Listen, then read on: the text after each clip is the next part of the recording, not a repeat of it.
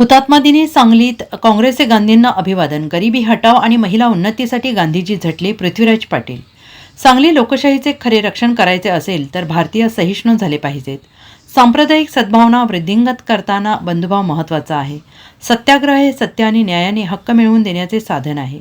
महात्मा गांधींनी या जोरावर देशाला स्वातंत्र्य मिळवून दिले. गरिबी हटाव आणि महिला सक्षमी करण्यासाठी त्यांनी परिश्रम घेतले. महात्मा गांधी यांचे देशावर फार मोठे ऋण आहेत. लोकशाही आणि स्वातंत्र्य रक्षण हेच गांधीजींना अभिवादन होय, असं प्रतिपादन पृथ्वीराज पाटील यांनी केलं आहे. आज हुतात्मा दिनी काँग्रेस भवनात महात्मा गांधी यांच्या प्रतिमेस आणि स्टेशन चौकात पुतळ्यास पृथ्वीराज पाटील यांच्या हस्ते पुष्पहार अर्पण करून अभिवादनाने महात्मा गांधी पुण्यतिथी साजरी करण्यात आली. यावेळी सेवा दलाचे जिल्हाध्यक्ष अजित ढोले, कार्याध्यक्ष अनिल मोहिते, पैगंबर शेख, अय्याज नाईकवाडी, गुलाबराव भोसले यांनी मनोगत व्यक्त केले.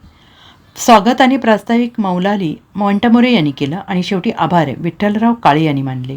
यावेळी काँग्रेस पक्षाचे पदाधिकारी कार्यकर्ते मोठ्या संख्येनं उपस्थित होते.